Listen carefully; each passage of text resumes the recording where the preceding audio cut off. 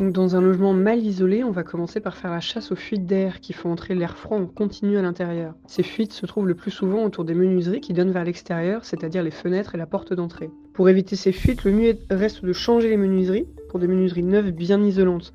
Mais évidemment, si on n'en a pas les moyens, on peut simplement changer les joints.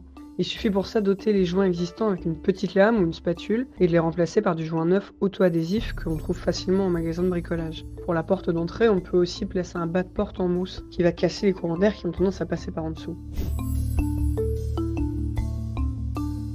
Il est vraiment extrêmement important d'aérer au moins une fois par jour. L'air intérieur a tendance à concentrer les polluants et l'humidité que l'on crée en cuisinant, en se douchant et en respirant. Un air pollué est très dangereux pour la santé et un air humide est beaucoup plus difficile à chauffer qu'un air sec. En hiver, on essaie de conserver l'humidité ambiante en dessous de 60 à 70% au maximum.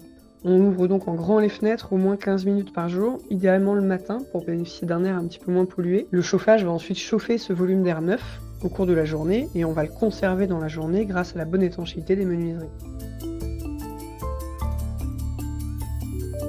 N'importe qui peut avoir froid s'il est pieds nus sur un carrelage ou un parquet froid, même s'il fait 21 degrés dans la pièce. Donc pour éviter ça, on peut mettre des grands tapis au sol dans les pièces de vie, qui vont casser le froid qui se diffuse par conduction dans le corps. Devant les fenêtres et les murs extérieurs, on peut aussi poser des rideaux thermiques, qui vont empêcher la chaleur de sortir le soir et la nuit quand les rideaux sont fermés. Le fait aussi de fermer les volets en extérieur aide à conserver la chaleur et à empêcher le froid d'entrer. Si on n'a pas de double vitrage, il existe aussi ce qu'on appelle des films thermiques qui peuvent être posés sur le vitrage des fenêtres, qui sont amovibles. Il en existe pour l'hiver pour retenir la chaleur et en été qu'on met du côté extérieur pour empêcher la chaleur du soleil d'entrer. Ces films thermiques s'achètent en magasin de bricolage et se placent un petit peu comme des films de protection sur un écran de téléphone. Le fait aussi de fermer les portes entre les pièces ou de placer des rideaux thermiques entre les pièces s'il n'y a pas de porte permet de diviser le volume à chauffer et donc de ne pas chauffer des pièces qui n'ont pas forcément besoin d'être à 19 ou 20 degrés. Par exemple, c'est important d'être confortable dans la pièce de vie le soir, notamment dans le salon, mais dans la cuisine, on n'a pas forcément besoin d'être très chauffé puisqu'en plus la cuisine en elle-même dégage de la chaleur. C'est le cas aussi pour les chambres où c'est plus confortable en plus de dormir à des températures de 16 à 17 degrés sous une grosse couette. Donc le simple fait de diviser le volume à chauffer permet déjà de réduire la facture d'électricité sans forcément entamer sur le confort des personnes.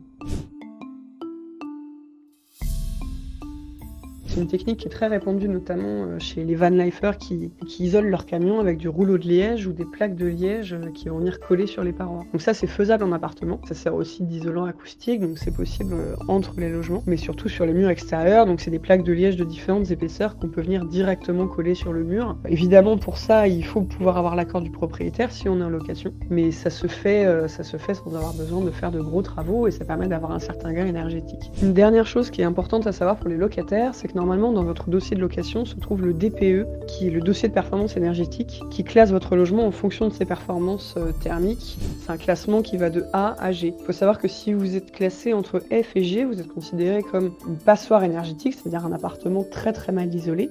Et depuis cet été, une loi est passée qui a fait geler votre loyer. Donc si votre logement est classé F ou G, votre propriétaire n'a plus le droit d'augmenter votre loyer. Et si le DPE n'est pas existant dans votre dossier de location, vous pouvez l'exiger auprès de votre propriétaire.